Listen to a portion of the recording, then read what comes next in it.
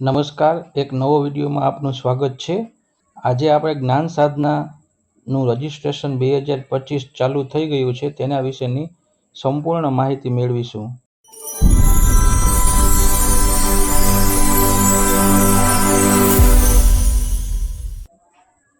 જ્ઞાન સાધનાનું રજિસ્ટ્રેશન તારીખ 3/6/25ના રોજ શરૂ કરવામાં આવેલ છે। કામગીરી તારીખ 10/6/2025 સુધીમાં પૂર્ણ કરવાની રહેશે। સૌથી પહેલાં આપણે gssy.guj.in ની વેબસાઇટ ઓપન કરવાની છે। તેમાં આપણે નીચે જઈશું એટલે જ્ઞાન સાધના મેરિટ સ્કોલરશિપ યોજના એ રીતના ઓપ્શન દેખાશે। ત્યાં આપણે વિદ્યાર્થી રજિસ્ટ્રેશન તેના ઉપર ક્લિક કરવાનું છે। તેના ઉપર આપણે ક્લિક કરશું એટલે આપણે આવી રીતના વેબસાઇટ ઓપન થશે। થોડા નીચે જશું એટલે આપણે સ્ટુડન્ટ રજિસ્ટ્રેશન એવું ઓપ્શન આવશે, ત્યાં આપણે ક્લિક કરવાનું છે। ત્યાં આપણે ક્લિક કરશું એટલે આપણી સામે એક ફોર્મ દેખાશે। તેમાં સૌથી પહેલા CTC આઈડી એટલે કે યુડાઇસ નંબર આપણે એન્ટર કરવાનો છે। યુડાઇસ નંબર એન્ટર કરશો એટલે સ્ટુડન્ટનું નામ, ફાધર નેમ, સરનેમ, જન્મ તારીખ, મેલ ફિમેલ અને અહીં આપણે ડેટ ઓફ બર્થ એટલે જન્મ તારીખનો દાખલો અપલોડ કરવાનો છે। JPG, જેપીઈજી, PNG, PDF size 5 MB સુધીનો આપણે અપલોડ કરી શકીએ છીએ। ત્યાંથી નીચે જશું એટલે આપણે કાસ્ટ સિલેક્ટ કરવાની છે, કેટેગરી એમાં general, EWS, OBC, SC ST જે હોય તે આપણે સિલેક્ટ કરવાનું છે।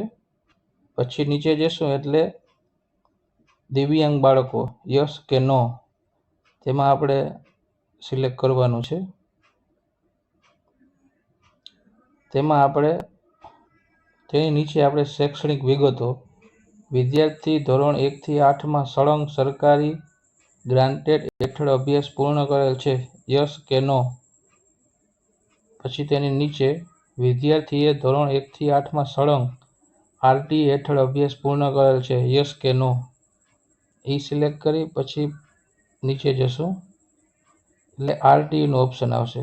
RT ટાઈપ એટલે કે RTનો પ્રકાર, અનાથ બાળક, સંભાળ અને સંરક્ષણ જરૂરિયાતવાળું બાળક, બાળગૃહ બાળક જે પણ આપણે લાગુ પડતું હોય તે આમાંથી સિલેક્ટ કરવાનું રહેશે। પછી નીચે જશું એટલે રહેણાંકની વિગત આવશે। તેમાં જિલ્લો, તાલુકો, ગામ તે સિલેક્ટ કરશું। તે સિલેક્ટ કરશું એટલે નીચે આપણે એક મોબાઈલ નંબર એન્ટર કરવાનો રહેશે। મોબાઈલ નંબર એન્ટર કરશું એટલે એમાં એક ઓટીપી આવશે, એ એન્ટર કરવાનો રહેશે। ઓટીપી એન્ટર કરશું, ઓટીપી વેરીફાઈ થઈ જાય પછી એક પાસવર્ડ બનાવવાનો રહેશે। પાસવર્ડ બનાવશું પછી કન્ફર્મ પાસવર્ડ, પછી અહીંયા ટિક માર્ક કરીને સબમિટ રજિસ્ટ્રેશન આપવાનું રહેશે એટલે આખું આપણું ફોર્મ ભરાઈ જશે। જો કોઈ પાસે CTC આઈડી ન હોય તો તેની માટે આપણે સર્ચ સ્ટુડન્ટ ઉપર ક્લિક કરવાનું રહેશે।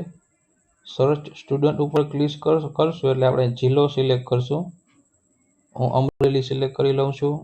પછી બ્લોક સિલેક્ટ કરશું, આપણે એ પણ અમરેલી કરી લઈએ।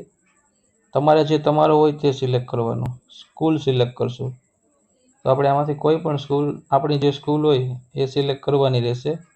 સ્કૂલ સિલેક્ટ કરશો અને તમે અહીં જે સર્ચ લખેલું છે તેના પર ક્લિક કરશો એટલે સ્કૂલમાં જેટલા વિદ્યાર્થીઓનો મેરિટમાં નામ આવ્યું હશે પ્રોવિઝનલ મેરિટમાં તેના બધા નામ દેખાશે। ત્યાંથી તમે એડિટ કરીને પણ આ ફોર્મ ભરી શકો છો।